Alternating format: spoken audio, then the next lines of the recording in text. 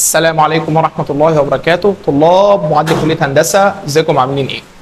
ان شاء الله النهارده هنبتدي نحل امتحان تفاضل وتكامل 2023. يهمني جدا وانا بحل اللي انا لو كنت فاهم الكلام ده فانا افكرك ازاي نحل بسرعة. لو ما كنتش فاهم اي جزئية على الاقل افهم الجزئية دي ازاي بتتحل. حلو قوي. تعال نروح لاول سؤال. بيقول لي من بحث الشكل الموضح للشكل، المشتقة التفاضلية الأولى للدالة ص بتساوي دالة س، والقيمة الصغرى للدالة عايزها بكام؟ يعني الرسمة دي اسمها دالة ص دالة س. عايز ايه بقى هو؟ القيمة الصغرى. طب أنا لو عايز القيمة الصغرى أو العظمى بيهمني إيه؟ يهمني النقط الحرجة. حلو. طب أنت هتجيب النقط الحرجة إزاي؟ النقط الحرجة النقط اللي عندها المشتقة بصفر. مشتقة بصفر عند الألف، المشتقة بصفر عند الجيم. حلو. طب قبل الالف كانت المشتقه فوق محور السينات، يعني ايه؟ يعني موجب. طالع فوق من الف لجيم كانت تحت يعني سالب، وبعد كده طلعت لفوق. انت عايز ايه؟ عايز الصغرى، يبقى احنا اتقابلنا تحت، يبقى عند س بتساوي ايه؟ س بتساوي ج اللي هو الف. حلو قوي، ماشي. تعال نبص يا سيدي على السؤال الثاني. بيقول لي نهى 3 أس س ناقص 1 على الاتنين س بتساوي ايه؟ لما اعوض بالصفر فوق هيبقى 3 أس صفر بواحد ناقص 1 هيبقى صفر على الصفر، يبقى فاضل فوق يبقى له 3 للأساس ه، على لما فاضل تحت يبقى على الاتنين. يبقى الشكل ده عبارة عن ايه؟ نص له 3 للأساس ه اللي هو ايه؟ د. حلو. تعال نبص على السؤال اللي بعده.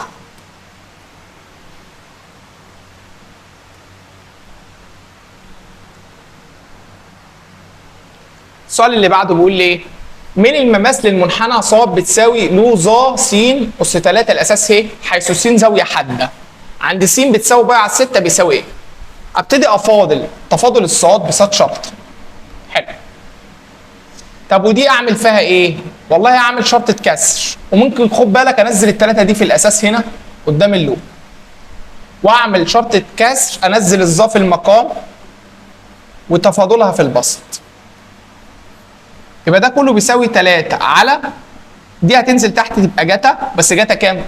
30 درجة أس 2 في ظا 30 درجة. حلو قوي. واعملها على الآلة بتاعتي على طول. 3 على ظا 30 في كوزين 30 تطلع بكام؟ ب 4 جذر 3 اللي هو الإجابة إيه؟ الإجابة دي. حلو قوي، ماشي.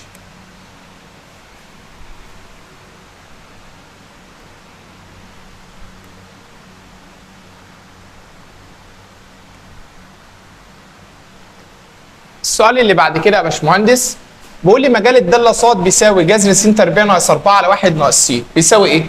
هيساوي مجال البسط تقاطع مجال المقام فرق اصفار المقام. حلو.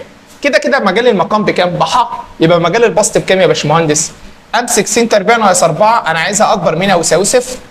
طب دي من الدرجه الثانيه يبقى هساويها بالصفر الاول واجيب الس بكام؟ بموجب او سالب ايه؟ 2 واحطها على خط الاعداد. سالب 2 وموجب 2 ما بينهم زي الصفر. لما اعوض هل الصفر ناقص 4 هيديني سالب 4؟ هل السالب 4 اكبر من الصفر؟ لا، يبقى ده غلط.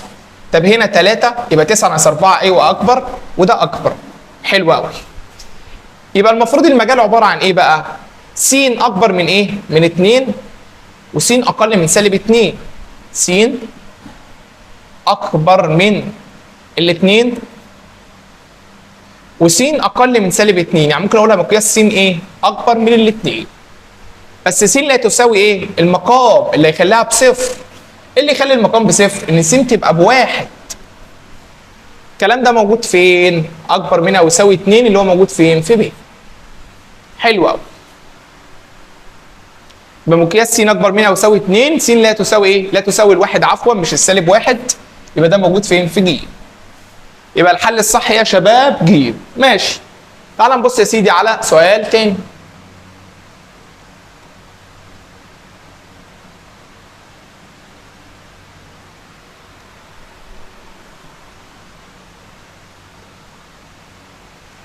السؤال اللي بعد كده بيقول لي ايه؟ خزان ميه على شكل اسطوانه دائريه قائمه قطرها مترين. يعني انت عندك الاثنين نق ب 2 متر. يبقى النق بايه؟ ب1 متر او بايه؟ ب100 سنتي. ماشي. يتدفق الماء من فتحه في قاع الخزان بمعدل 1000 سنتيمتر تكعيب لكل ثانيه، يبقى ده الح ده النون، اللي بيحصل فيه بيقل ولا بيزيد؟ بيقل بمقدار قد ايه؟ 1000. فيكون معدل انخفاض ارتفاع الميه داخل الخزان بكام؟ يبقى عايز ده العين ده الايه؟ ده النون. العلاقه بتاعتنا علاقه ايه؟ حجم يا باشمهندس بتساوي ايه؟ ط نق تكعيب. افاضل الطرفين بالنسبه لنون يبقى 3 ط نق تربيع في ايه؟ في د نق د الايه؟ ده النون. ده الح ده النون بكام؟ بسالب 1000 هيساوي 3 ط في نق تربيع نق بس ب 100 يبقى 100 أس 2 في ده النق ده النون. حلو. انا عايز ده النق ده النون، يبقى ده كله احطه فين؟ احطه في المقام. يبقى 3 ط في ايه؟ في 100 أس 2 واعملها بالآلة، بس اجيب الحل بدلاله ايه يا باشمهندس؟ بدلاله الطه، يعني اسيب الطه في المقام زي ما هي واقسم سالب 1000 على ايه؟ على 100 في 100 يطلع سالب 1 على ايه؟ على 10 ط. يبقى الحل 1 على 10 ط اللي هو ايه؟ اللي هو 1000. ليه يا باشمهندس؟ عشان هو قال لي ايه؟ انا عايز معدل انخفاض، عايز معدل انخفاض، يبقى اخد القيمه الموجبه. طب لو هو كان عايز لي معدل التغير في الارتفاع كنت اخد القيمه بالسالب عادي زي ما متعودين في الشرح. ماشي. تعال نبص على سؤال تاني. السؤال اللي بعد كده بيقول لي ايه؟ تكامل 2 على س لس لاساس ه بيساوي ايه؟ ايه ده؟ ده لو انا طلعت الاثنين بره هيبقى ده اسمه 1 على س وده اسمه ل س للاساس ه. هل انت ملاحظ؟ ايوه ملاحظ ان ده قوس اس 1 وده تفاضل مداخل القوس. يبقى لما كامل بالنسبه لس يبقى ده كله بيساوي ايه بقى؟ مداخل القوس زي ما هو، وازود على الاس 1 واقسم على الاس الجديد زائد ايه يا باشمهندس؟ زائد ثابت، والاثنين اللي بره زي ما هي بتنزل، طير الاثنين مع الاثنين يبقى ل س لاساس ه الكل اس 2 زائد ثابت. الاجابه رقم ايه؟ رقم ج. حلو. ماشي زي الفل. تعال نبص على السؤال اللي بعده. بيقول لي المشتقه التفاضليه للمقدار ده بكام؟ المشتقه التفاضليه يبقى ص شرطه هتساوي جذر، يبقى 1 على 2 الجذر ق س زائد 1 وفاضل واحط في البسط ق ظ، يبقى ق س ظ س على 2 جذر ق س زائد 1. احل دي ازاي يا باشمهندس؟ ايه ده؟ انا الكلام ده ما اخدتوش. يبقى انا دلوقتي يا باشمهندس ق س ينفع اختار ج س على 2؟ مش عارف، مش هينفع. يبقى ق س ديت ممكن اسيب الجا فوق اخليها ق س ج س على ج س، صح؟ حلو. على الكلام ده في المقام. طب ما انا ممكن اقلب القسمه دي ايه؟ ضرب واشقلب اللي تحت ده، بدل ما هو 2 جذر على 1 يبقى في 1 على 2 جذر ق س ايه؟ زائد 1. حلو. ق س ج س اسيبها زي ما هي.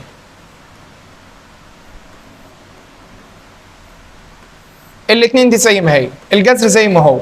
جتا ادخلها جوه تبقى اسمها ايه؟ جتا تربيع. شاطر، عشان ده جذر. مش فاهم يا استاذ. انا بقول لك دلوقتي اللي انا معايا س اهو مضروبه في جذر ص، عايز ادخل السين جوه يبقى ده عباره عن ايه؟ عباره عن جذر س تربيع ص. عايز اطلع السين بره اوزع التربيع فالجذر يتم مع التربيع. يبقى انا لما بدخل حاجه جوه الجذر بدخلها بايه؟ تربيع. يبقى جتا تربيع ايه؟ ق س. جتا تربيع س ق س زائد جتا تربيع س. حلو. لان لما تخش في جوه تضرب في الاول تضرب في الثاني. يبقى اختار انهي حاجه؟ جتا تربيع س دي لا. طب وديت جتا تربيع س زائد ج س ق س لا. يبقى هبسطها تاني طالما مش موجوده. يبقى ق س ج س على 2 جذر جتا في ق. الجتا في ق بواحد يبقى لي جتا س بس. شاطر.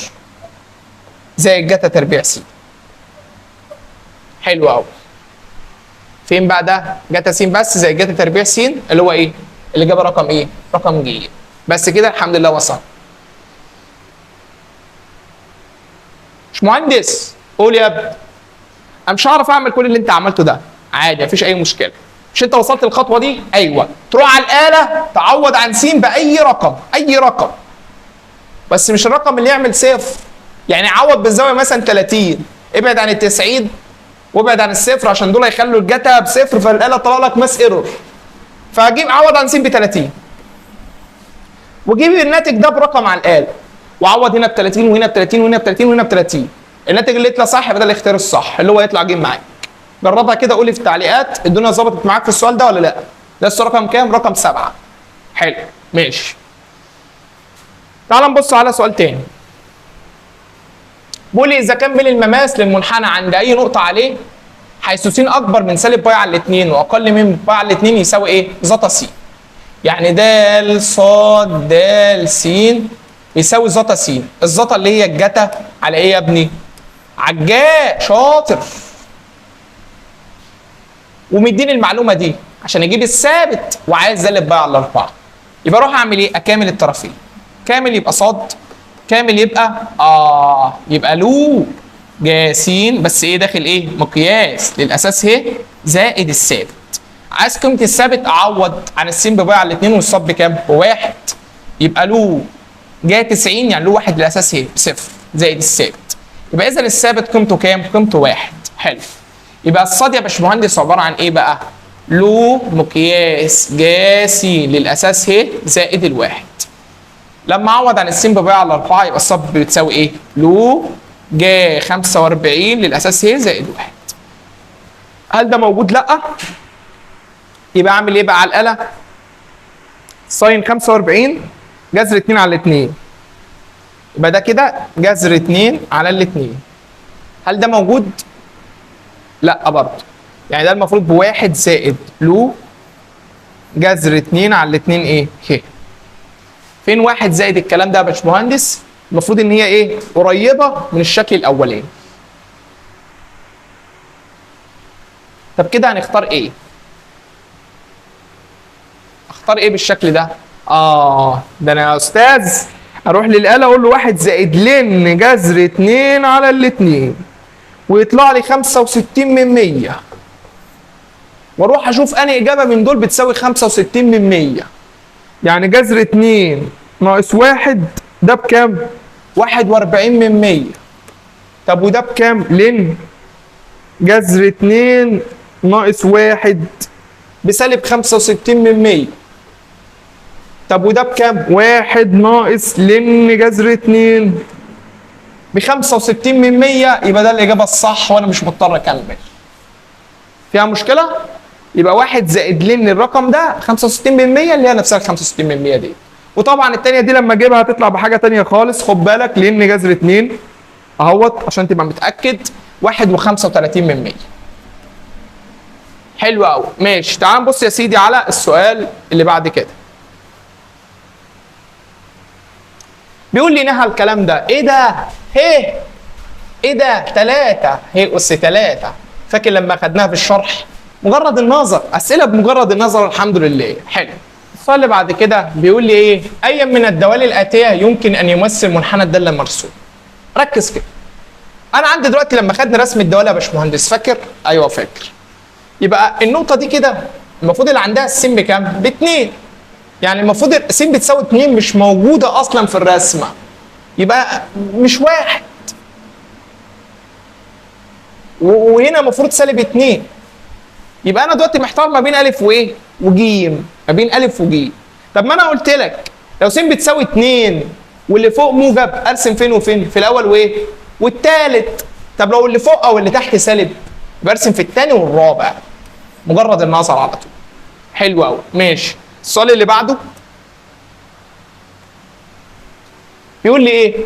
قيمه المشتقه الثانيه عند س بتساوي باي على 3. فاضل مره تفاضل القاتا س بايه؟ بسالب قاتا زتا. حلو. طب المشتقه الثانيه يا باشمهندس وعايز المشتقه الثانيه يبقى اقول له سالب قاتا ساتا في تفاضل الزتا س بقتا تربيع بالسالب، يبقى ده ايه؟ موجب قتا كام؟ اس 3 س زائد الثانيه في تفاضل الاولى. ما تفاضل الاولى ده يبقى بايه؟ بالموجب برضه. سالب في سالب يبقى بالموجب برضه. وزتا هيت اللي هو الثاني تفاضل الاول قتا زتا، فده يبقى تربيع في قتا س. حلو.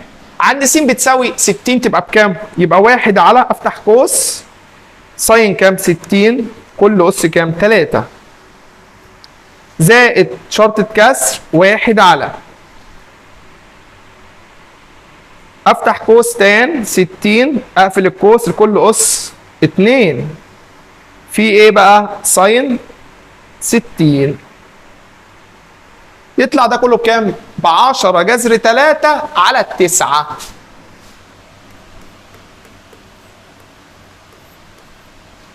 طب هو هنا ظاهر لي الجذر في المقام، يبقى اضرب في جذر في البسط على جذر في المقام. جذر في جذر بما تحت الجذر، يبقى ال 10 زي ما هي 3 على 9 على 3 فيها الواحد على 3 فيها ال3، يبقى 10 على 3 ايه؟ جذر 3 اللي هو الاجابه رقم ايه؟ رقم د. حلو قوي. مش مهندس قول يا حبيبي. انا مش هعرف اعمل اللي انت عملته. اجيب الناتج ده على الاله برقم واجرب الاختيارات كلها الارقام بتاعتها بكام، واللي الرقم بتاعه يتوافق مع الرقم بتاعك يبقى ده الاجابه الصح. معايا؟ يعني يبقى ادخل ده على الاله واعمل اس دي اس دي اس دي لغايه ما اخلص. حلو ماشي. خد بالك اصلا لو انت دخلت دي على الاله قلت لها بتساوي كام هتديك دي على طول 10 جذر 3 على 9. حلو حلو. السؤال اللي بعده. معدة العمودي على المنحنى ده عند س بتساوي 1. عشان اجيب معدة العمودي محتاج نقطة وميل. النقطة س ب1، طب الصب بكام؟ 3 له 1 الاساس هي بصفر زائد 2 ب2. طب الميل يا باشمهندس فاضل يا بيه 3 في 1 على س شاطر زائد الصفر اوعى تقول 2 اجيبك. ده كله هيساوي ايه؟ 3 على الواحد ب3. يبقى المعادله اسمها ص ناقص النقطه على س ناقص النقطه يساوي اسلب واشقلب واعمل مقص 3 ص ناقص 6 يساوي سالب س زائد 1. حلو. جيب دول كده بعكس الاشاره يبقى 3 ص زائد س ودي بعكس الاشاره يبقى بيساوي 7. 3 ص زائد س بيساوي 7 اللي هي الاجابه رقم ايه يا باشمهندس؟ رقم ا. حلو. السؤال اللي بعد كده السؤال رقم كام؟ السؤال رقم 13. بيقول لي كشاف ضوئي مثبت على برج ارتفاعه 20 كان معدل تغير الزاويه مع البرج 1. يبقى د سيتا د ن بيساوي 1. فيكون معدل تغير س مع الزمن بكام؟ عايز د س د ن عندما تكون الزاويه ب 45 لما تكون سيتا ب 45. كده انا طلعت المعطى والمطلوب. حلو. عايز اسالك سؤال اتفضل اسال. انا في درس ايه؟ معدلات الزمنيه. بحل على كام خطوه؟ 3. علاقه افاضل اعوض. العلاقه انا عايز اربط دول ببعض يبقى ده مقابل وده مجاور، يبقى قانون الظا سيتا بتساوي ايه على ايه؟ س على ال20 يعني 1 على 20 س. فاضل الطرفين بالنسبه للزمن ده السيتا ده النون في ق تربيع سيتا هيساوي 1 على 20 في ده السين ده النون. عوض خلصت. طب انا عايز ده السين ده النون اضرب الطرفين في 20 يبقى ال20 تظهر هنا. يبقى ده السين ده النون بتساوي ايه بقى كده؟ بتساوي 20 في ده السيتا ده النون بكام؟ ب1 ق تربيع سيتا يعني 1 على جتا 45 كل ايه؟ تربيع. بالآلة يا باشمهندس يبقى 20 على كوزين 45 الكل ايه؟ تربيع يطلع بكام؟ ب40. شكرا خلصت. اللي هو ب. حلو قوي ماشي. تعال نبص يا سيدي على السؤال اللي بعده. اللي بعد كده ص بتساوي س أس جذر س. يعني ده اشتقاق ايه؟ اشتقاق لوغاريتمي. يبقى اخد له ه للطرفين. الخطوه الثانيه دي بتنزل زي ما هي وفي اليمين هينزل جذر س قدام له س للاساس ه، وابتدي فاضل في اليمين صاد في المقام صاد شرطه في البسط. فاضل في الشمال الاولى في تفاضل الثانيه، يعني في 1 على س زائد الثانيه في تفاضل الاولى، يعني في 1 على 2 جذر س. ممكن اطير الصاد من المقام خالص يا باشمهندس. اطيرها ازاي؟ ركز معايا كده. طيرها من المقام خالص، يعني اضرب الطرفين فيها في صاد اللي هي اصلا نزلت. يبقى صاد شرطه بتساوي جذر س على س زائد 1 على 2 جذر س له س لاساس ه. طب جذر س والكلام ده انا ممكن اضرب بره عشان اخليها شبه الكلام ده، اضرب بره في المقام في جذر س واضرب المساله جوه في جذر س، يعني ضربت جذر س في جذر س. لما اضرب هنا تبقى س على س بواحد، جذر في جذر بس على س بواحد. طب لما اضرب هنا الجذر يطير مع الجذر في المقام، يبقى لي ايه؟ نص له س للاساس ه. ما هو نص ده ينفع اخليه اس هنا. طب وس نص نص يعني ايه؟ يعني جذر س. يا خرابي على العظمه، مساله مش سهله. المساله دي مش سهله، مش اي حد يعرف يوصل ان الناتج النهائي بالشكل ده، فمحتاجه تتذاكر كويس قوي. حلو. لو مش فاهمها ارجع اسمعها كده ببطء، تلاقي نفسك الدنيا مظبوطه معاك ان شاء الله. حلو. تعالى يا سيدي نبص على السؤال اللي بعده.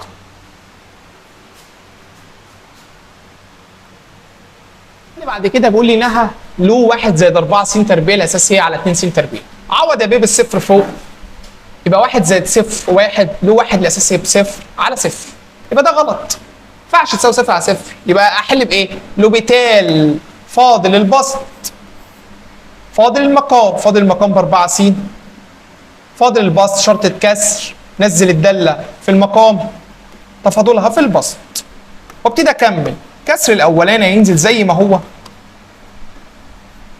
كسر الثاني مقام 1 وشقلبه، اقلب الاسم ضرب وشقلب. اساسيات رياضه يا باشمهندس، دي مع دي فيها الايه؟ الاثنين في البسط. وعوض عن س بكام؟ بصفر، يبقى 2 على 1 اللي هو بكام؟ ب2. شكرا خلصت. حلو حلو. السؤال اللي بعد كده يقول لي ايه؟ ميل المماس للمنحنى ده عند النقطه دي بيساوي ايه؟ افاضل، يبقى ص شرطه ق تربيع ص هتساوي 2، يبقى ص شرطه هتساوي ايه بقى؟ 2 على ق تربيع ص، يعني 2 جتا تربيع ص، يبقى 2 في جتا كام؟ ص باي على 4، يبقى 45 لكل اس 2، واعملها بالاله واشوفها بكام على طول. يبقى 2 في كوساين 45 كل اس 2 يطلع بكام؟ بواحد. حلو. السؤال اللي بعد كده يقول لي ايه؟ اذا كان 12 س تربيع ناقص 4 س ص زائد 5 بيساوي صفر، عايز قيمه الكلام ده. راح فاضل يا باشمهندس، ناقص الاولى اسمها 4 س تفاضل الثانيه ص شرط، الثانيه اسمها ص تفاضل الاولى ب4 هيساوي صفر. ملاحظ كل 4 اقسم على 4 بيساوي صفر. هو عايز ايه بقى؟ س ص شرطتين، يبقى ودي س ص شرطتين بعكس ده عايزها شرطتين، يبقى اعمل ايه؟ فاضل تاني،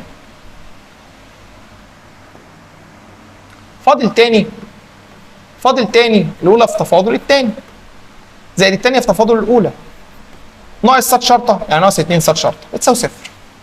هو عايز س ص شرطتين، يبقى اودي لها بعكس الاشاره. عايزها زائد، يبقى اوديها بعكس الاشاره. واللي هنا بقى اصبح زي ما هو اللي هو اسمه ايه؟ 6. يبقى الحل كام؟ 6 يا باشمهندس. حلو. تعال نبصوا على السؤال اللي بعد كده. يقول لي ايه بقى؟ اذا كان داله س بتساوي 2 وس، عايز تكامل من 0 ل 7، تكامل من 0 ل 7 بيساوي ايه؟ هيساوي يا باشمهندس التكامل من 0 لايه؟ ل5، صح كده؟ زائد التكامل من ايه؟ من 5 ل 7. في المرة الأولانية من 0 ل 5 يعني أنا بكامل ل2، زائد المرة الثانية بكامل ايه؟ بكامل السي. واعملها بالاله عادي. خلصت. يبقى تكامل 2 من 0 ل 5 زائد تكامل السين من 5 ل 7 تطلع بكام؟ ب 22. حلو قوي. ماشي.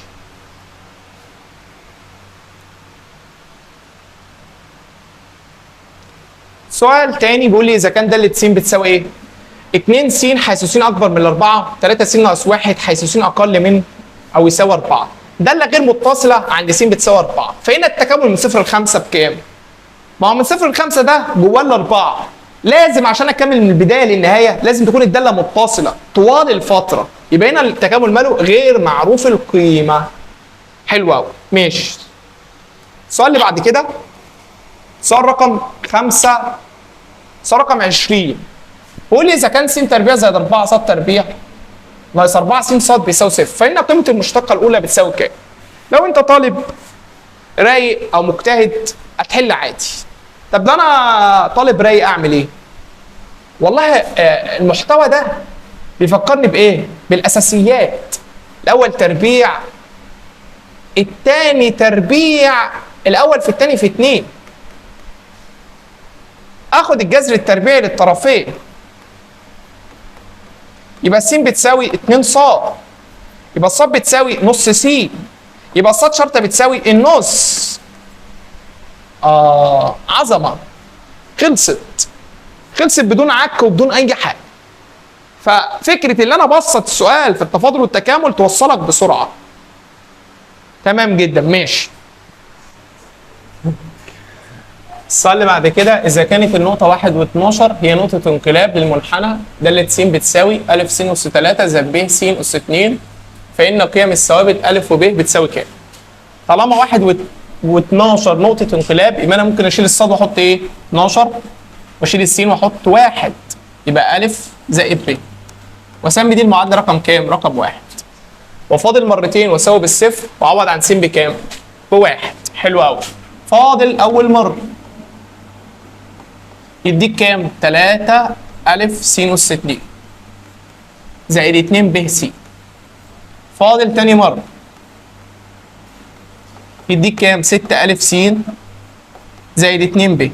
ساوي بالصفر وعوض عن س بكام؟ عن س بواحد. صح. دي تختفي. يبقى 6 ا زائد 2 ب بيساوي صفر واسميها المعادلة رقم 2، واروح للآلة اجيب ا بكام واجيب ب بكام على طول. يبقى عمود حلها بقى انت على طول كده بالآلة.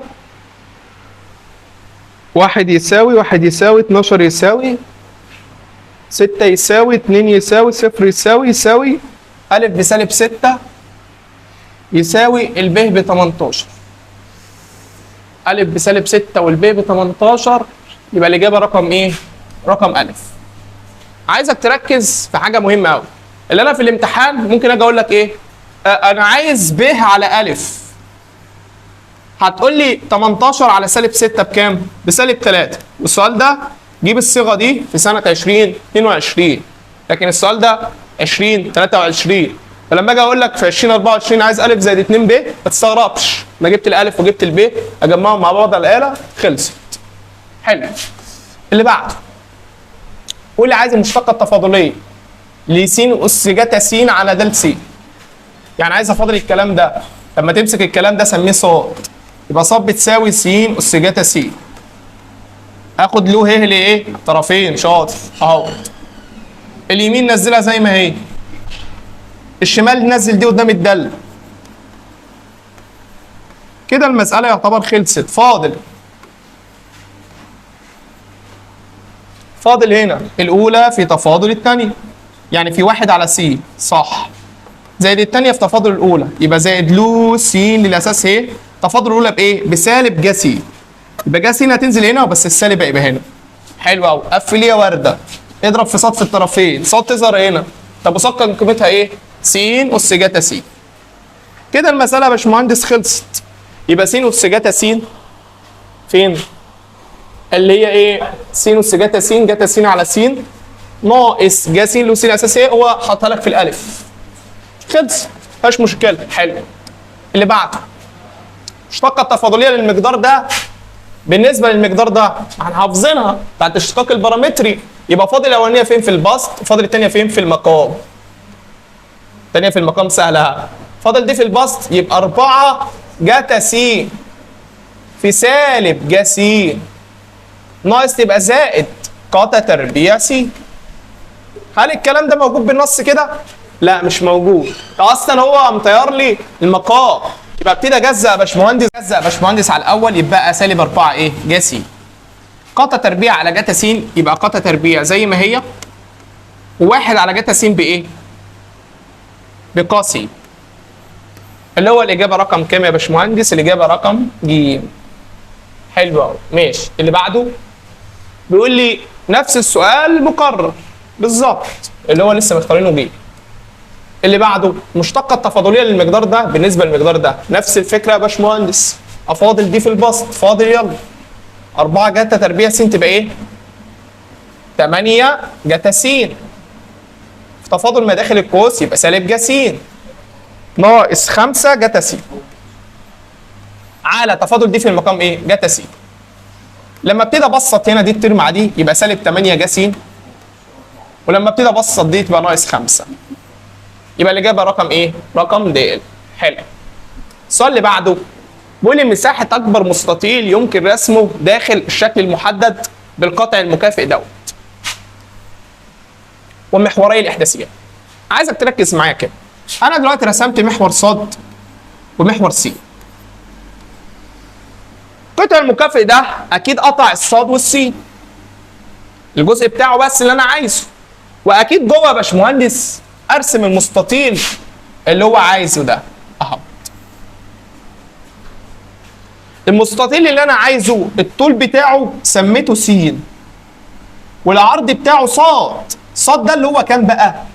اللي هو جذر 75 ناقص س. بس كده. حلو. هل كده تعرف تحل؟ ايوه. مش انت عايز دلوقتي مساحه المستطيل ده؟ يبقى المساحه بتساوي ايه؟ الطول في العرض. طول اسمه س، في العرض اسمه جذر 75 ناقص س. سؤال اسال يقول لي هو انت ليه ما عملتش دي صاد؟ عشان اخليهم متغير واحد، فانا شلت الصاد وحطيت قيمتها على طول. حلو. ابتدي يا باشمهندس احل. اسهل حاجه وانا بحل اربع الطرفين.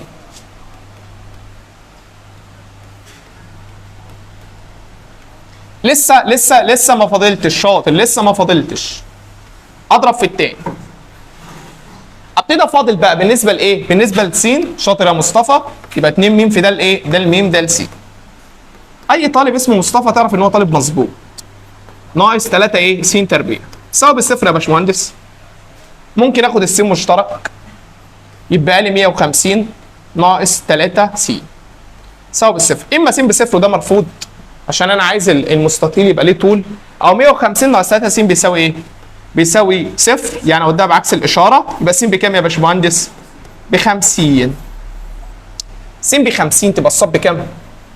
جذر 75 ناقص 50، يعني جذر 25 اللي هو كام؟ 5. يبقى انا معايا الصاد ومعايا ايه؟ السين. هل انت عايز الصاد والسين؟ لا انا عايز المساحه. المساحه اللي هي بتساوي كام بقى؟ ال 50 في الكام؟ في 5. يطلع بكام؟ ب 250. اللي هو الاجابه رقم ايه؟ رقم ب.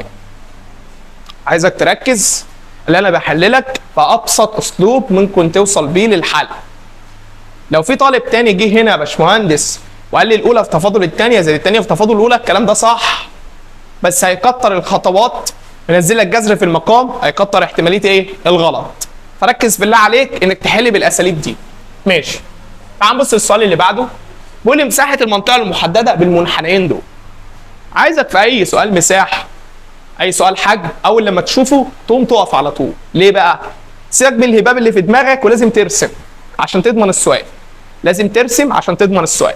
فلو انت مش فاكر الرسم ارجع للجزء بتاع الرسم في المنهج وافتكره كنا بنرسم ازاي. فانا هنا مثلا س تربيع بتساوي 9 ص، يعني الصاد بتساوي س تربيع على 9، يعني 9 س تربيع. يبقى انا لو رسمت محور صادات، محور سينات، يبقى نقطه التماثل صفر وصفر، والرسمه دي كانت عامله كده. حلو. صاد بتساوي س، ده مقياس. كانت بتترسم ازاي؟ اجيب نقطتين، لما الس بصفر كانت صاد بصفر. ولما السين بواحد كانت صاد بواحد، يبقى النقطه اسمها واحد واحد قطعت كده. حلو. بس ده جزء من المقياس، في جزء تاني الناحيه التانيه اهو. زي ما احنا متعودين تماثل خلصت. يبقى انت عايز ايه بقى؟ انا مساحه المنطقه المحدده، يعني انا عايز الجزء ده والجزء ده. كده انا خلصت المساله. طب لو انت بتهبط بالبرقاوي، ايه هو البرقاوي؟ يقول لك ساوي دي بدي، جيب نقط التقاطع.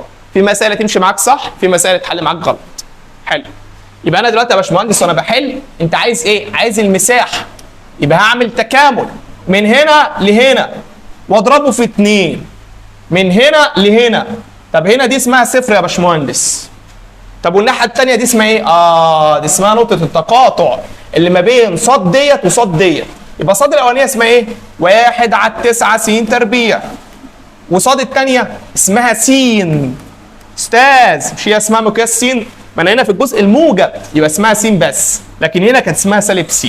حلو. استاذ انت ليه ضربت في 2؟ عشان انا هجيب المساحه ديت وديت قد ديت، فطالما جبت واحده اضربها في 2 يبقى جبت المساحه الكليه. حلو. يلا يا باشمهندس بعكس الاشاره اضرب في 9 وريح دماغك، يبقى دي تطير تظهر هنا. دخل بعكس الاشاره في الاله تبقى س بتساوي ايه؟ صفر، او س بتساوي ايه؟ 9. يبقى انا بكامل يا باشمهندس من صفر لايه؟ من صفر ل 9. فيها مشكله كده؟ حد عنده مشكله؟ لا. حلو. هو انت الصفر و9 دي واقعه على ايه؟ على السينات، يبقى انا بكامل بالنسبه لس. يبقى هنا اقول له صاد ناقص صاد، صاد الاولانيه اسمها ايه؟ تسع س تربيع ناقص صاد الثانيه اللي هي اسمها ايه؟ اللي اسمها س. بس كده يا باشمهندس بالاله بقى خلصت المساله.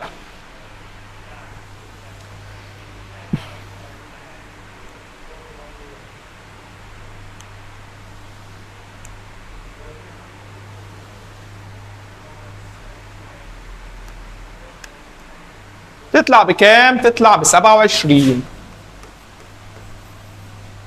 يبقى التكامل ده يا باشمهندس بكام؟ ب 27. عايزك تلاحظ حاجه مهمه، اللي انا لما دخلتها على الاله ما ادتنيش 27، وما ادتك ايه؟ ادتني سالب 27، بس ما فيش مساحه بالسالب. حلو. اسمع واحد بيقول لي ايه بقى؟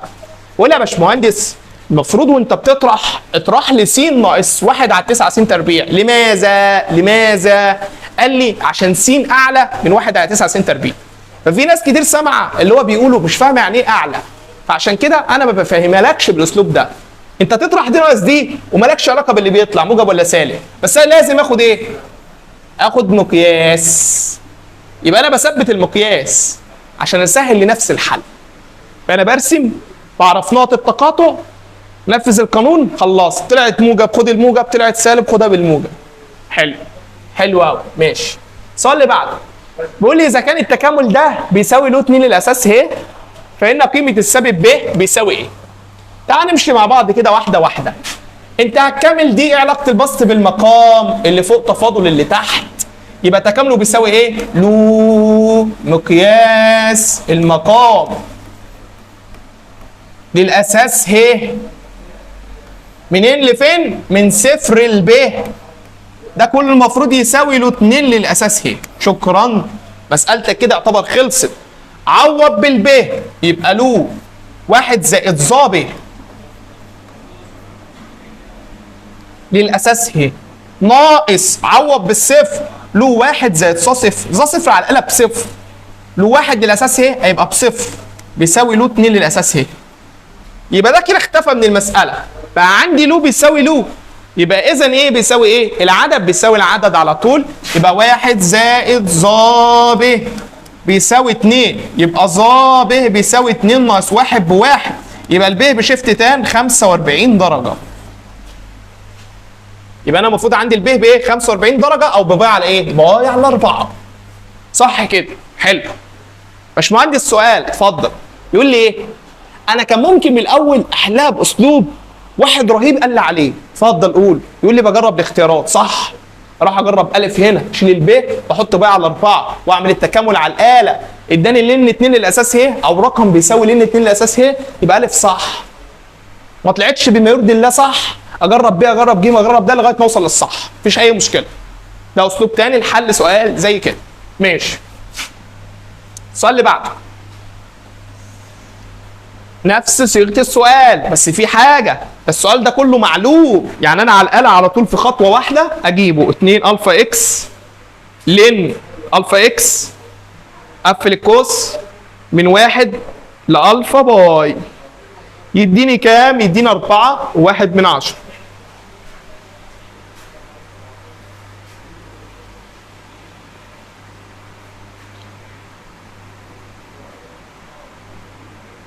جذر الاول فوق الفا باي يديني كام؟ يديني نص يا باشمهندس. الاجابه رقم ايه؟ رقم د. ده سؤال بالاله هديه من الراجل اللي حاطط الامتحان، والنبي قبل الهديه، لازم حضرتك تقبل الهديه. حلو. جه قال لك سؤال حجم قوم اقف، ما تقعدش، قوم اقف. عايز حجم جسم الناشئ من دوران المنطقه دي، خط المستقيم ده دوره كامله حول محور السينات. لو جيت ارسم عشان اتدرب، لو جيت ارسم عشان اتدرب، ودي السالب صاد تربيع تبقى صاد تربيع. جيب 4 ناقص س، خد الجذر يبقى جذر 4 ناقص س. حلو. يلا يا بيه، دي داله خطيه تبقى سهله في رسمتها دلوقتي، ركز. 4 ناقص س سواء بالصفر، يبقى قطعت عند الاربعه. هل الثلاثة واثنين واحد ينفعوا ولا الخمسة والستة والسبعة؟ اللي ينفع الثلاثة واثنين واحد يا أستاذ عشان يدوني جذر أرقام موجبة، والسوالب تنفع عشان يديني جذر أرقام موجبة، يبقى امشي كده. كده أنا رسمتها. يا أستاذ بما يرضي الله عايز نقطتين عشان أرسم أي دالة خطية، مرة أعوض عن السين، مرة أعوض عن الصاد. أيوه كده، ردد معايا، مرة أعوض عن السين بصفر، مرة أعوض عن الصاد بصفر. عوض عن السين بصفر يبقى 2 صاد ب4 يبقى صاد ب2. عوض عن الصاد بصفر يبقى س ب4. شايف الحياه سهله ازاي؟ يبقى صفر و2 اهمت. حلو. و4 و0 يا استاذ اللي هي نفس النقطه دي، داله خطيه يا استاذ، خطيه خطيه خطيه. خلصت. حلو. يبقى انا عايز اكامل بقى الحته دي. حلو. يبقى التكامل بتاع الحته دي بيساوي منين لفين؟ بيقول لي دوره كامله حول محور السينات، يبقى انا عايز الحجم حول السينات، يبقى في باي، يبقى بدايه السينات صفر يا استاذ. احط هم اتقطعوا عند البدايه اللي هي صفر. حلو. او اصلا السينات يعني صاد بكام؟ صاد بصفر. والنهايه هنا. كده الدنيا مش هتبقى مظبوطه. ليه؟ لان هم اتقطعوا هنا برضه. طب احل ازاي بقى؟ اروح اجيب نقط التقاطع. ازاي؟ اساوي ايه بايه؟ الصاد بالصاد. الصاد الاولانيه اسمها ايه؟ جذر 4 ناقص س. اساويها بالصاد الثانيه اللي هي اسمها ايه؟ 4 ناقص س على الاثنين. يبقى 4 على الاثنين ناقص س على الاثنين. حلو قوي. ربع الطرفين. ابتدي اربع الطرفين، يبقى 4 ناقص س في اليمين، والناحيه الثانيه 4 زائد ربع س تربيع. الاول في الثاني في 2 يبقى كام؟ يبقى ناقص 4 في نص يبقى 2 س. بعكس الاشاره يبقى ربع س تربيع ناقص 2 س زائد س يبقى ناقص س واحده بتساوي صفر. احلها على الاله على طول واريح دماغي خالص. يبقى 25 يساوي سالب 1 يساوي صفر يساوي يبقى 4 وايه؟ وصفر، يبقى يعني س ب4 وس بصفر. يعني هو الراجل بيقول لي ايه؟ بيقول لي هم لما اتقطعوا هنا اتقطعوا عند الصفر. خد بالك، يعني اللي انت عملته ده كان شكل افتراضي، لكن هنا الشكل ده ما كانش مرر كده، ده كان مرر كده، الخط ده كان مرر كده. فاهم حاجه؟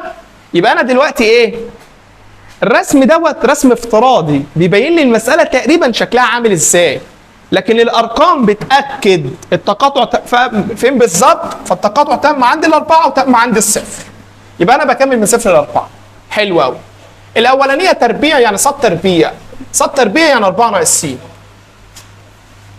ناقص الثانيه تربيع ناقص صاد تربيع الثانيه يبقى 4 ناقص س على الاثنين تربيع.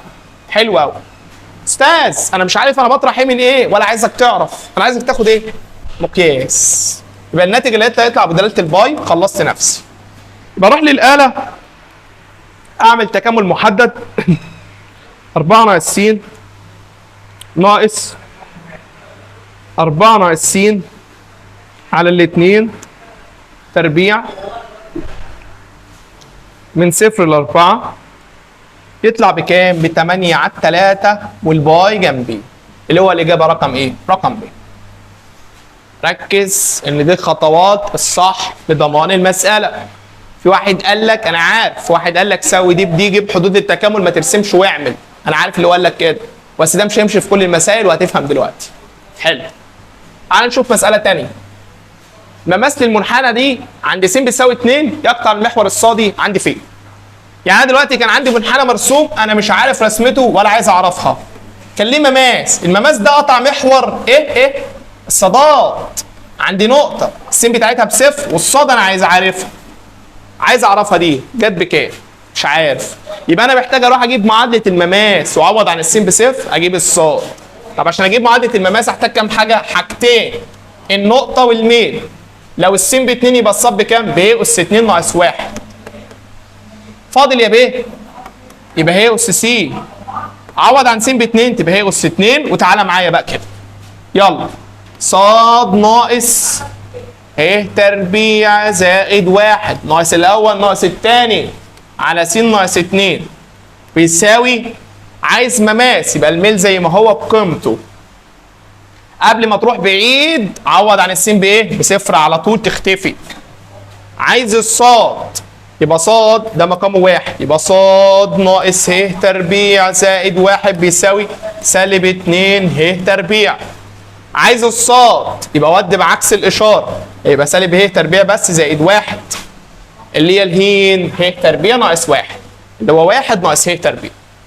فين 1 ناقص ه تربيع؟ لا اللي هي دي يا شباب. في هنا حاجه غلط؟ سالب ه تربيع المفروض ناقص 1.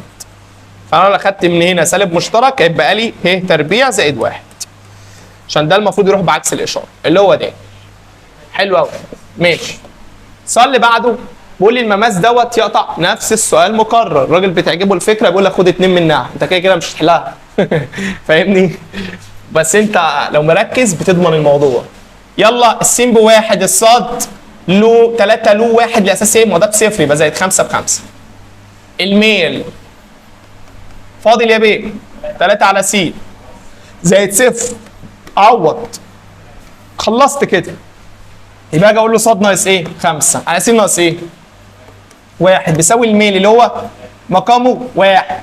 هيقطع محور الصادات عند نقطة الس بتاعتها بصفر. طير يا بيه، طيرت. فاضل مقص يا بيه. مقص يا بيه. ودي بعكس الإشارة. خلصت؟ شاطر يا أستاذ، أنا عايزك تبقى أنت اللي شاطر. ماشي، حلو، سؤال جميل. السؤال اللي بعده بيقول لي المماس للمنحنى ده يمر بنقطة الأصل إمتى؟ لما يكون الإحداث السيني بكام؟ ركز معايا كده. افترض ان هو هيمر بنقطة الاصل عند نقطة احداثياتها اي حاجة ميم ونون هبط. ماشي. يبقى الميم والنون ديت المماس هيمر بيها صح؟ يعني نقطة تماس، فلازم تحقق ايه؟ المعادلة دي. يبقى انا هشيل الصاد واكتب ايه؟ نون هتساوي ه اس ب في ميم. ده اول حاجة انا استفدتها. وفي نفس الوقت لما فاضل يبقى صاد شرطة بتساوي ايه؟ ب ه اس ايه؟ اس ب ميم. لما اعوض. حلو. انا دلوقتي بقى معايا نقطة ومعايا ايه يا باشمهندس؟ معايا الميل. اعرف اكون معادلة المماس؟ ايوه اكونها ازاي؟ صاد ناقص نون على س ناقص ميم بيساوي ايه؟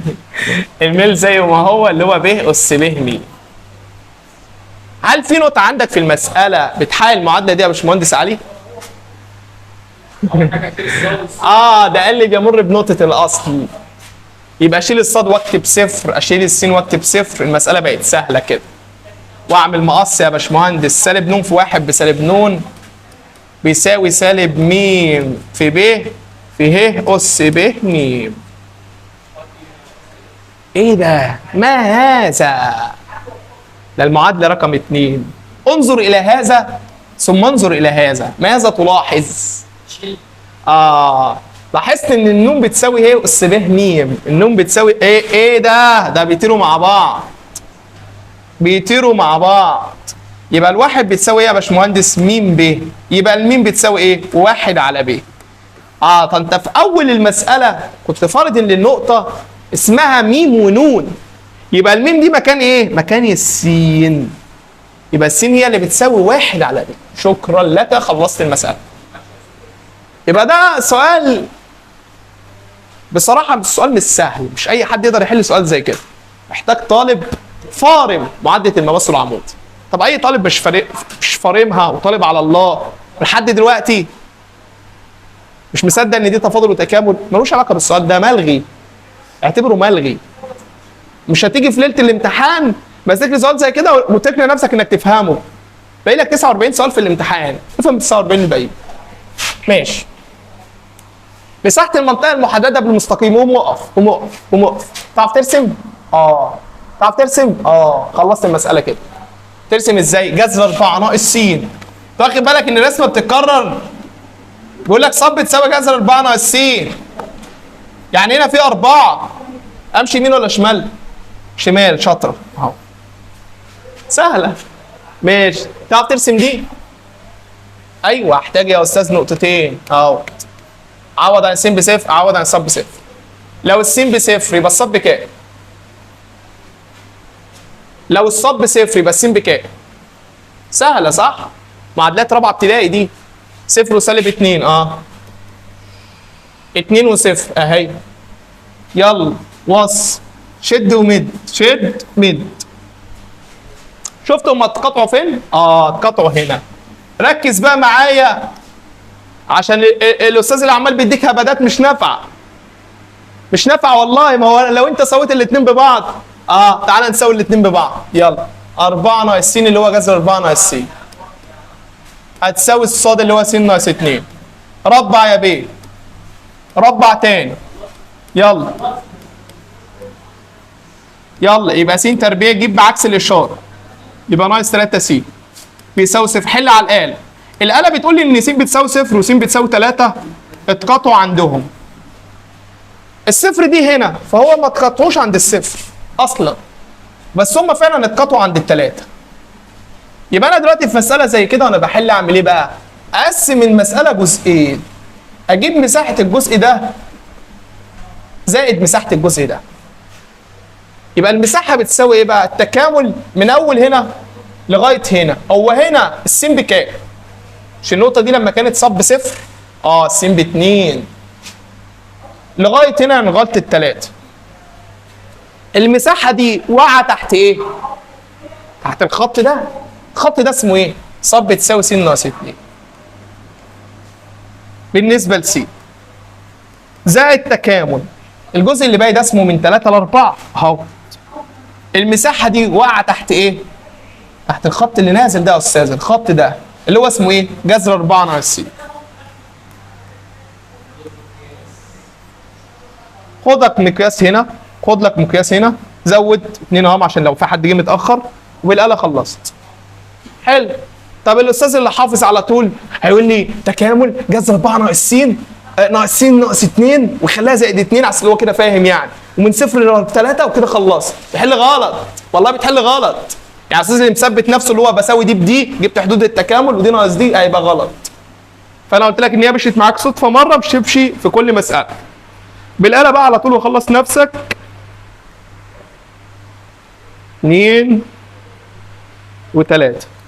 عايزك تبقى زي باشمهندس علي كده. باشمهندس علي فتحي اقوى طالب في المعادله بلا منازع، بيقدر يحل اي مساله. اي مساله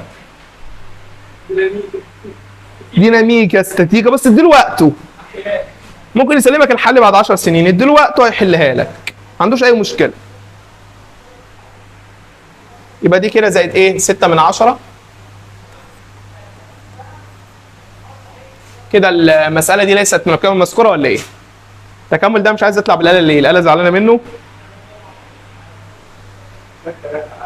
ايه؟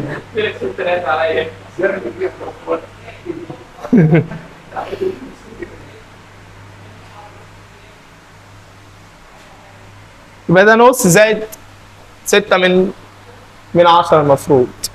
ده كده 6 من 10. ماشي. نص زائد 6 من 10 يعني 1 و اقرب حاجه هنا ايه؟ مفيش حاجه قريبه من هنا، يبقى ليست من القيم المذكوره على طول. حلو ماشي. السؤال اللي بعده قول لي قطعه من الورق المقوى على شكل قطع ناقص معادلته هي كذا، فتكون مساحه اكبر مستطيل يمكن قصه منها عباره عن ايه؟ اروح ارسم يا باشمهندس محور صادات، محور السينات، وارسم الشكل ده. ارسمه ازاي؟ انا عايز نقط التقاطع بتاعه الصاد وبتاعه السين. والله لو انا عايز ديت اعوض عن الصاد بصفر، يبقى س تربيع على 25 بواحد، يبقى س تربيع ب 25، يبقى س بموجب او سالب 5، يبقى دي 5 ودي 5. حلو. اللي فوق نفس القصه، اعوض عن الس بصفر، يبقى ص ب 4 او سالب 4. بترسم ازاي؟ بترسم كده. حلو. فين المستطيل بقى المرسوم؟ المستطيل يا باشمهندس مرسوم جواه. حلو. افترض ان طول الحته دي كده بسي، وطول الحته دي كده بصاد. يبقى انت يا باشمهندس عندك مساحه المستطيل المرسومه جوه ده كله هيبقى 2 س، والعرض كله هيبقى 2 ص، يبقى بيساوي 4 س ص. حلو. يبقى المين بتساوي 4 س. ممكن اشيل الصاد واحط قيمتها، قيمتها بايه بقى؟ اودي الكلام ده بعكس الاشاره، يبقى 1 ناقص س تربيع على ال 25، واضرب الطرفين في ايه؟ في ال 16 واخد الجذر. حلو قوي. ابتدي اربع الطرفين، يبقى الميم تربيع بتساوي 16 بقى خلاص، 16 س تربيع عشان هتتربع مضروبه في 16 ناقص 1، 16 مضروبه في 1 ناقص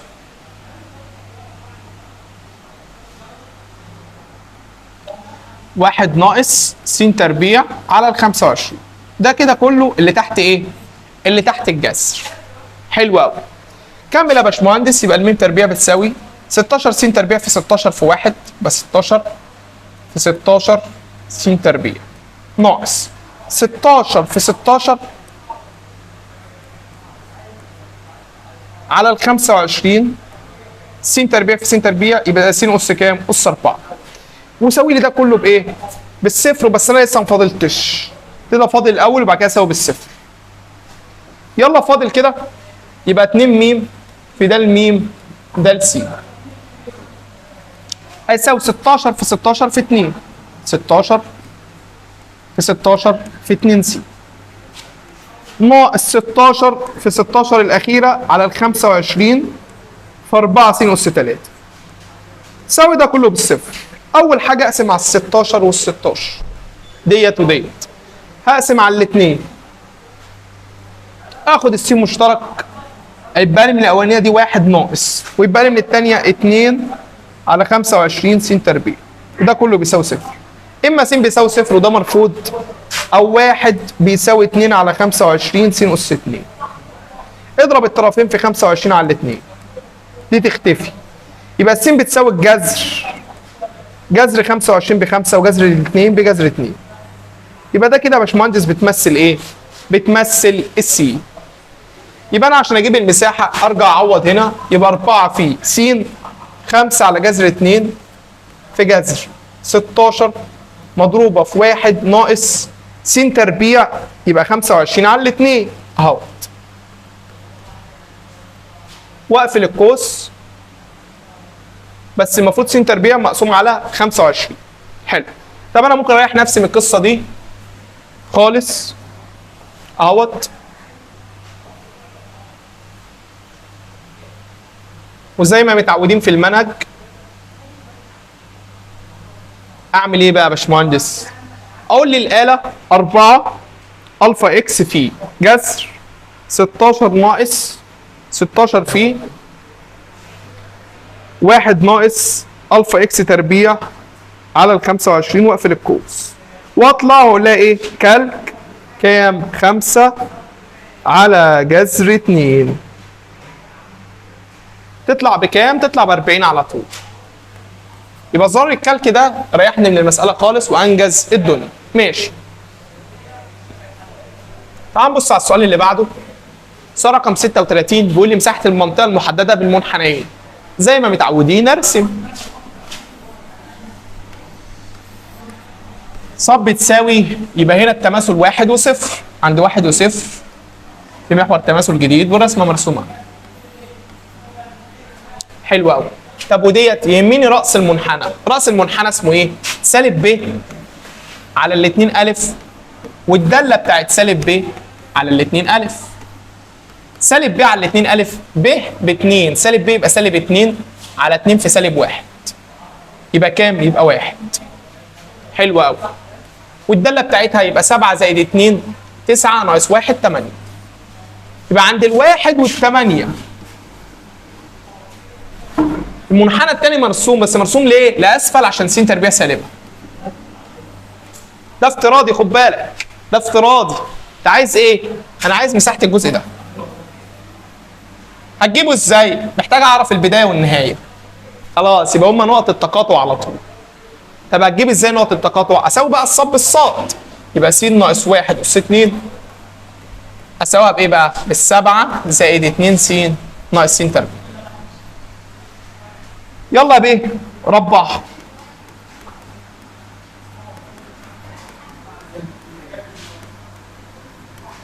جيب دول بعكس الاشاره. س تربيع وس تربيع ب 2 س تربيع. جيب دي بعكس الاشاره وارتب. جيب دي بعكس الاشاره يساوي 0. احلها على الاله، اجيب على طول الارقام.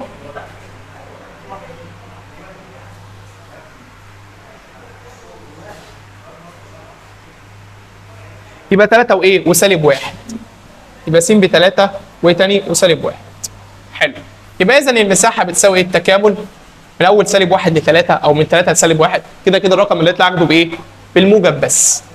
الاولانيه ناقص الثانيه.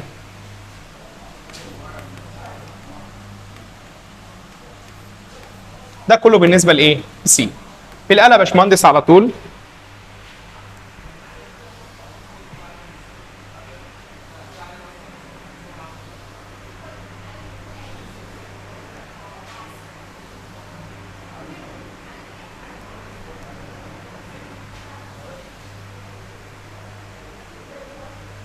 تطلع بكام؟ بسالب، اخدها بالموجب تبقى 64 على ايه؟ على 3. بس كده خلصت المسألة. ماشي حلو. تعال نبص على السؤال اللي بعده. بيقول لي تكامل ق تربيع لو ظ س للاساس ه. يبقى اخد ده اللي اعمل لها ايه؟ تفاضل، وده اللي اعمل لها ايه؟ تكامل، لان ده تكامل بايه؟ تجزيء. شاطر. يبقى انا همسك دلوقتي واحده اهيت ق تربيع مثلا. اخد اللو الاول اعمل لها ايه؟ تفاضل اجباري، والق تربيع اعمل لها ايه؟ تكامل اجباري. هنا لما فاضلها الظا تنزل في المقام، افاضلها في البسط. ودي لما اكملها تبقى ظا س. وابتدي اطلع بقى نواتج التكامل، اعمل مقص واطلع بره المساله خالص.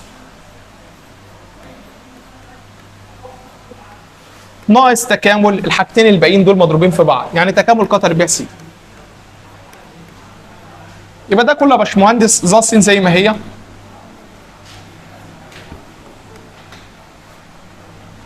تكامل الق تربيع بايه؟ بظا س زائد س.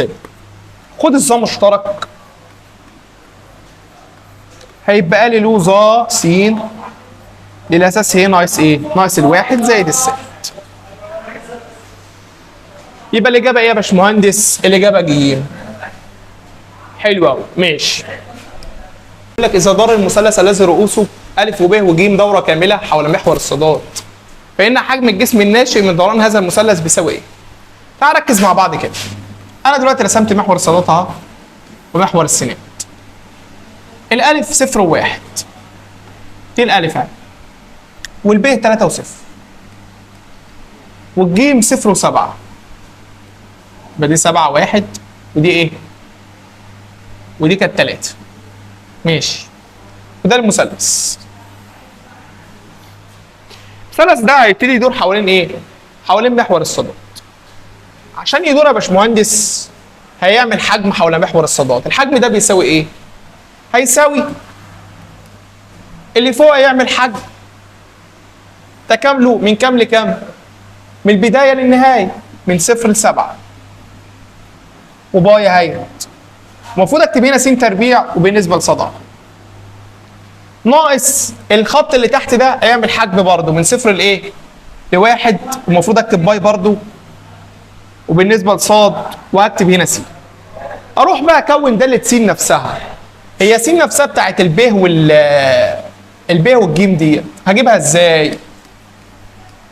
معادله الخط نفسه واجيب معادله الب والالف.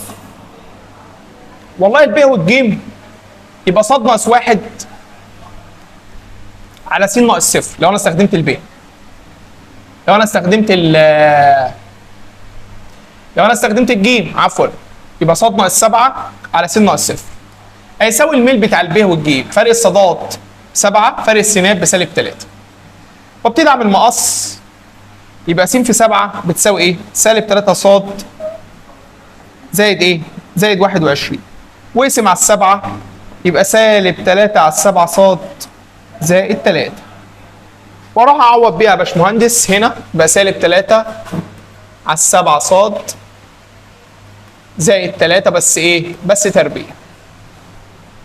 التانية نفس القصة بتاعت الب والالف اقول له ص ناقص 1 على س ناقص 0 هتساوي الميل اللي هو سالب 1 على 3 واعمل مقص عادي جدا يبقى سالب س بتساوي 3 ص ناقص 3 واقسم على السالب. حلو قوي. يبقى هنا المفروض سالب 3 ص زائد 3 الكل اس 2 واحلها بالاله واخد الباي ايه؟ الباي مشترك. لما اعملها على الاله هتديك كام؟ 18 صح؟ ماشي. يبقى اجابه السؤال ده يا باشمهندس مش موجوده في الاختيارات، في الامتحان اخد اقرب حاجه ليها اللي هي ايه؟ اللي هي ب. في مشكله؟ لا تمام ماشي. السؤال اللي بعده يقول لي مساحه المنطقه المستويه المحصوره بين ص بيساوي جذر س زائد 4 تترسم ازاي دي؟ قسمناها كذا مره النهارده. ص بيساوي جذر س زائد 4 يبقى قطعت عند السالب 4. سالب 4 سالب 3 ده كله هينفع صح؟ يبقى مرسومه كده. حلو. لغايه س اقل من او يساوي 5 يبقى ده خط اسمه ايه؟ س اقل من او يساوي 5. اللي هو الناحيه دي ده. يبقى المحصوره دي محصوره منين لفين؟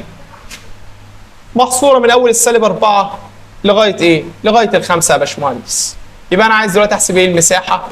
يبقى تكامل من سالب 4 لغايه ال5 والداله هتنزل زي ما هي اللي هي اسمها ص س زائد 4 بالنسبه لايه؟ لس واحسبها بالاله. خلصت. يبقى بالاله دي عباره عن ايه؟ تكامل من اول السالب 4 لغايه ايه؟ ال5. ثواني اللي هو اصلا خد بالك ان هو عايز محوري الاحداثيات، يعني انا المفروض اشيل يعني من اول هنا بس لغايه هنا. خد بالك يعني من اول الصفر لغايه ال5 عشان يبقى محصوره ما بين السين والصاد والجزء ده. يبقى المفروض هنا ده مش مظبوط، المفروض من اول الصفر. يبقى هنعملها من اول الصفر لغايه ايه؟ لغايه ال5. تطلع ب 38 على 3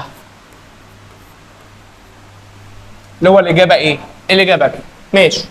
السؤال اللي بعده يقول لي اذا كان داله س بتساوي دالتين، داله متصله والمشتقه التفاضليه الاولى موجوده، عايز ا وب. طالما متصله يبقى اللي فوق بيساوي اللي تحت عند س بصفر، عوض بصفر فوق يبقى صفر زائد 2 ب2. عوض بصفر تحت يبقى الب بتساوي 2. حلو.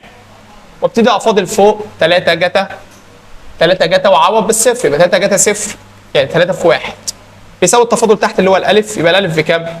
الالف ب3 والب بكام؟ الب ب2 اللي هو ب. سؤال سهل جدا مضمون في امتحان المعادله. ماشي. السؤال اللي بعد كده سؤال شبهه بالظبط، نفس الخطوات بالظبط. اعوض عن السين فوق بصفر يبقى صفر زائد 2 هي اس صفر، هي اس صفر بواحد في 2 ب2 يبقى فوق 2 وتحت صفر زائد ب يبقى ب ب2. اروح اجيب مشتقة اللي فوق 3 زائد 2 في 2 يبقى 4 هي اس 2 س واعوض بالصفر يبقى 4 بيساوي مشتقة اللي تحت اللي هو الف. يبقى الالف بكام؟ ب7 والب بكام؟ ب2. الف ب7 وب ب2 الاجابه رقم ايه؟ حلو. السؤال اللي بعد كده بيقول لي مشتقة التفاضلية الحاجة بالنسبة لحاجة، فاضل الحاجة الأولانية فوق، فاضل الحاجة الثانية تحت. حاجة أولانية فوق يبقى المقام إيه؟ تربيع مقام في تفاضل البسط ناقص البسط في تفاضل المقام. يلا يا بيه طير، يبقى سالب 2 على، عوض بالثلاثة 3 ناقص 1 2 أس 2 ب4 على، عوض بالثلاثة 3 زائد 1 4، الجذر بتاعي يبقى ب 2 في 2 ب4. يبقى ده كله يا باشمهندس عبارة عن إيه بقى؟ سالب 2 على 4، اقلب الاسم ضرب شقلب اللي تحت، تلاقي دي طارت مع دي اداني إيه؟ سالب 2. يبقى الإجابة 1000. ماشي. السؤال اللي بعده بيقول لي إذا كان من المماس لمنحنى الدالة دي بيساوي س زائد 3 على س زائد 2 حيث س أكبر من سالب 2، عايز دالة الكلام ده حل إزاي؟ والله يا باشمهندس صراحة كامل، تكامل س زائد 3 على س زائد 2 الصاد هتساوي الكلام ده بالنسبة لس. كامل إزاي؟ أجزأ، يبقى س زائد 2 على س زائد 2 زائد 1 على س زائد 2، ده كله بالنسبة لس. هيبقى الصاد بتساوي تكامل الواحد بس ودوت يبقى له مقياس الايه؟ المقام للاساس ايه؟ زائد ثابت. اعوض باللي هو مدولي ده، اجيب قيمه الثابت، يعني صفر بتساوي سالب 1 سالب 1 زائد 2 1 له 1 اساس ايه؟ بصفر زائد الثابت، يبقى الثابت قيمته كام؟ قيمته 1. يبقى اذا الداله بقى كانت اسمها ايه بقى؟ كانت اسمها 1، كانت اسمها س زائد له مقياس س زائد 2 للاساس ه زائد الواحد. طب انا عايز داله اله ناقص 2، يبقى ه ناقص 2 زائد له، ه ناقص 2 زائد 2 هتبقى ه بس، له ه الاساس ه بواحد زائد 1. يبقى ده كله عباره عن ه يا باشمهندس بس، اللي هو الاجابه رقم ايه؟ رقم 1000. حلو. السؤال اللي بعد كده بيقول لي حجم الجسم الناشئ من دوران المنطقه المحدده بين المنحنيين دول حول محور السينات. يبقى انت عايز الحجم، تكامل محدد، اضرب في باي حول السينات، بكتب صاد تربيع ناقص صاد تربيع. صاد تربيع الاولانيه صاد بس، ربع الطرفين يا باشمهندس هيبقى صاد بس بايه؟ بس تربيع. ربع تاني يبقى صاد تربيع بايه؟ س اس 4 ناقص صاد تربيع هنا بس. طبعا هتاخد ايه يا باشمهندس؟ تاخد المقياس ناقصني حدود الايه؟ تكامل. ممكن اساوي الصاد بالصاد عادي، ممكن ارسم عشان اوضح الدنيا، الكلام ده كله ما فيهوش مشكله. صاد بتساوي س تربيع بتترسم ازاي؟ دي داله تربيعيه باصه لفوق، ربنا يديها من واسع. حلو. صاد بيساوي جذر س، جذر يا ابني، جذر يا ابني بتترسم ازاي يا ابني؟ شاطر. اهو. حلو. يبقى تقطعوا عند حاجتين، عند الصفر وعند حاجه. الحاجتين دول اجيبهم رياضيا سهل قوي. صاد بتساوي س تربيع، صاد بتساوي جذر س، ربع الطرفين، دخل بعكس الاشاره، خد الس مشترك، حل بالاله وحل بايديك، يبقى س بصفر وس بايه؟ بواحد، حط الصفر والواحد، يبقى ده كله هيطلع حاجه باي. الحاجه دي عباره عن ايه؟ بالاله على طول الفا اكس اس 4 ناقص الفا اكس من صفر لايه؟ لواحد، يديني 3 على 10 بالسالب، اخدها بالموجب عشان في مقياس. يبقى ب. ماشي. السؤال اللي بعده حجم الجسم الناشئ من دوران المنطقه المحدده بالكلام ده حول محور السينات، تكامل باي صاد تربيع، اللي هي هشيلها واكتب 8 س كده كده بالنسبه لس. حلو. ناقصني حدود التكامل، حدود التكامل. يلا يا بيه. بيتكلم عن س بتساوي صفر، يعني الخط الواقف ده، صاد بيساوي صفر الخط ده، صاد تربيع بيساوي 8 ناقص س، يعني صاد بتساوي جذر 8 ناقص س. دي داله ايه؟ جذريه. يبقى روح لل8. هرسم كده ولا كده؟ لازم في الشمال اهو، عشان الشمال بس اللي هينفع، اليمين مش هينفع. حلو. سيادتك دلوقتي اها دي المحصوره ما بين الصاد والسين، يبقى من صفر لايه يا ابني؟ من صفر ل 8. سيب الباي طلع رقم بالآلة. التكامل 8 ناقص الفا اكس، اقفل القوس، صفر ل 8 تطلع بكام؟ تطلع ب 32. حلو. السؤال اللي بعد السؤال رقم 46 بيقول لي اذا كان داله س بتساوي كذا داله فرديه فان التكامل ده بيساوي ايه؟ والله انت لو عملت لي خط اعداد يا باشمهندس هتحط لي في نص الصفر سالب 6 6 ل 10. حضرتك التكامل من سالب 6 ل 10 عباره عن ايه؟ عباره عن التكامل من سالب 6 ل 6 زائد التكامل من 6 ل 10. حلو. طالما دي داله فرديه يبقى ده كله بكام؟ بصفر زائد التكامل من 6 ل 10. التكامل من 6 ل 10 هو اللي يتبقى اللي هو ايه؟ الف. خلصت. يبقى دي من خواص الدوال الفرديه. ماشي. السؤال بعد كده السؤال رقم 47 بيقول لي السيارتان تسيران في شارعين متعامدين. هفترض ان ده شارع وده شارع. اتجاه نقطة التقاطع بيقول لي السير يبقى ناحية التقاطع بسرعة 60 و40. افترض س وصاد. س اللي فوق يبقى ده الس، ده النون ب 60 وده الصاد، ده النون ب 40. طبعا وانا ماشي كده السين هتقل يبقى ده كده يطلع بالسالب فيكون معدل تناقص طول الخط الواصل بينهما لحظة تساوي بعدهما عن نقطة التقاطع. يعني لما بقول لك لما س تساوي ص التباعد ده سميه مثلا ف. انت عايز ايه بقى؟ عايز ده الف ده النون. والله البعد عند اي لحظة زمنية هيبقى اسمه ف تربيع. البعد الاولاني ده كان كام؟ مش مديهولي بس هو بيساوي السين كلها اللي هو س تربيع زائد ص تربيع. طالما طول دي س ودول دي ص. حلو. يبقى انا وانا بفاضل يبقى 2 ف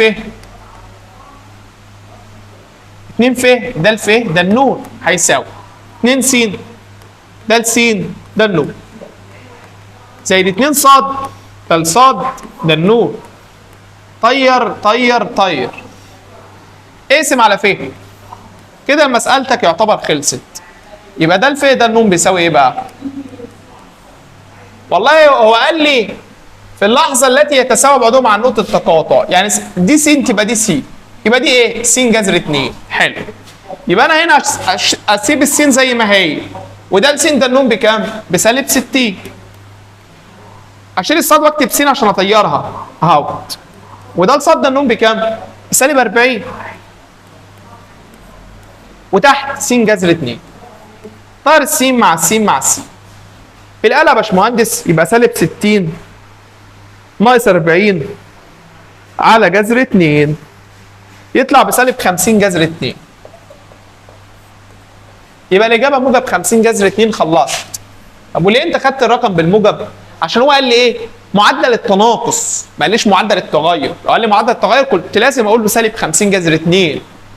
لكن هو لما قال لي معدل التناقص لازم تاخد الرقم بايه؟ بالموجب زي ما كنا متفقين في الشرح. حلو. السؤال اللي بعد كده بيقول لي التعويض المناسب لاجراء التكامل ده. والله التكامل ده عشان اقدر اعمله لازم اشيل الحاجه دي كلها على بعض واكتب ايه؟ واكتب اي مجهول تاني زي ص. هو كاتب لي هنا في الاختيارات ص يبقى ص.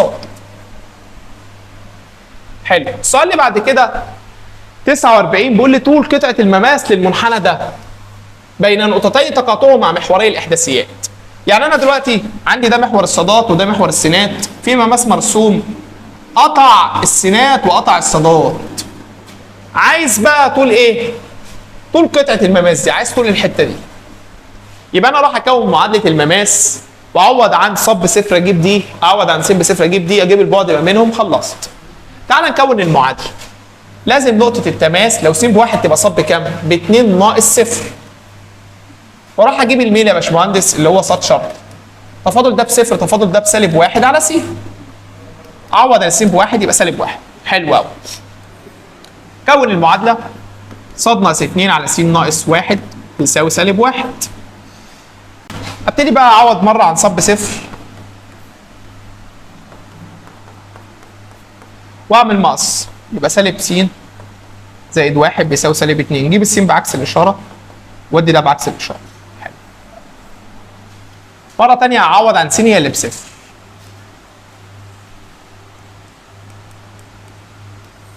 ده مقام 1 اعمل برضه مقص، بصب بكام؟ 1 زائد 2 ب3. يبقى اذا في نقطه اسمها 3 وصفر ونقطه اسمها 0 وايه؟ و3. يبقى الف بتساوي ايه؟ جذر 9 زائد 9 يبقى جذر 18 على الاله تديك كام؟ 3 جذر ايه؟ 3 جذر 2 يا باشمهندس اللي هو الاجابه رقم 1000. حلو. تعال نحل اخر سؤال في الامتحان. بيقول لي نفس السؤال بيتكرر للمره الثالثه، يعني دي ثالث هديه من عينه نفس السؤال. داله متصله وايه؟ المشتقه التفاضليه موجوده. عوض بالباي على 4 المره دي يبقى 5 جتا جذر 2 على 2 زائد 3 هيساوي أ في س، يعني أ في باي على 4 زائد ب. حلو. سميها المعادله رقم 1. مش عايز اتعبك خالص، خد بالك. فاضل يا ب فوق يبقى -5 جا 45. فاضل تحت بيساوي 1000. حلو. يبقى انا الالف بكام؟ -5 ساين 45. يبقى الالف طلع ب-5 جذر 2 على 2. مبدئيا دي غلط، مبدئيا دي غلط. يبقى انا يا ج يا ايه؟ يا د. اكتب في الامتحان بقى 5 كوساين 45 على الاله على طول زائد 3 الفا يساوي أ في باي على 4، يعني -5 جذر 2 على الاتنين في شيفت باي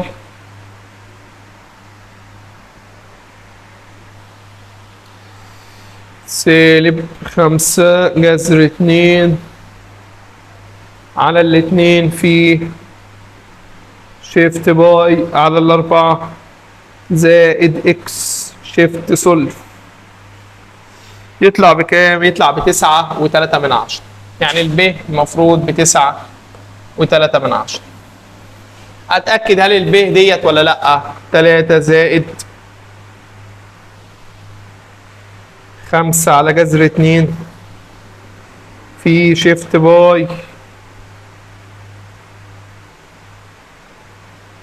باي على 4 زائد 1 في الكوس يديني فعلا 9.3. يبقى الاجابه ايه؟ الاجابه د. فاحنا كده خلصنا حل امتحان 2023 كله. طبعا وانت بتتفرج دلوقتي هو انا مش قاعد بمتحن ولا انا مستوايا زي مستواك مع احترامي لمستواك، ولا انا مرتبط بوقت. لكن انت في لجنه الامتحان الموضوع يبقى بالنسبه لك متغير. يعني المفروض في الامتحان معايا ساعتين ومطلوب مني انجح، مهما كان مستواي عالي مطلوب مني انجح، مش مطلوب مني اتفزلك. فلازم في الامتحان ما احلش بالترتيب، ادور على السؤال يعني انا بفتح ورقه الامتحان بالترتيب اهوت. يعني ماسك مثلا امتحان بص يا سيدي، ماسك الامتحان ببص على السؤال رقم 1 بعرف احله بسرعه وحليته قبل كده بحله. اول مره اشوفه مش هفكر فيه، اعلم قدامه اكس واخش على اللي بعده. بقدر احله بسرعه احله، مش بقدر احله بسرعه او لما قابلني قبل كده كان بيعمل لي مشكله اعلم قدامه اكس واخش على اللي بعده لغايه ما اوصل لرقم 50. وانا وكفاءتي يعني الطالب المتوسط فينا ان شاء الله في اول ساعه في الامتحان هيوصل بالشكل ده لحل 25 30 سؤال. ده الطالب المتوسط. الطالب الضعيف هيوصل ل 15 سؤال. الطالب القوي بالاسلوب ده في اول ساعه في الامتحان هيوصل ل 30 35 سؤال. بعد كده برجع بقى ابص على الاسئله اللي انا هحاول فيها، احاول في كل سؤال ادور على الفكره، اوصل خطوات على قد ما اقدر، اقرب الاجابه ممكن تكون ايه لغايه ما يجي يسحب مني الورقه. فاهمني؟ فانا مش عايزك في الامتحان تبقى واخد الموضوع بالترتيب علشان ما تضيعش وقت. ده اول حاجه. تاني حاجه لو انت خدت الموضوع بالترتيب لو وقف قدامك السؤال رقم 4 والسؤال رقم 5 في الامتحان، حضرتك هتبتدي تتوتر في الامتحان، مش هتعرف تكمل باقي الاسئله اللي انت كده كده كنت بتحلها صح. انت كنت بتحلها صح الاول لو انت مش متوتر، بس انت اتوترت في الامتحان، حسيت ان الدنيا بتبوظ منك خالص، فالدنيا باظت فعلا.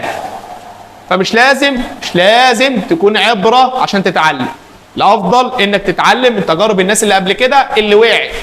فانا بقول لك لو انت مشيت بالترتيب هتقع، فبلاش تكون عبره، تعلم بتجارب الناس اللي قبل كده. تمام؟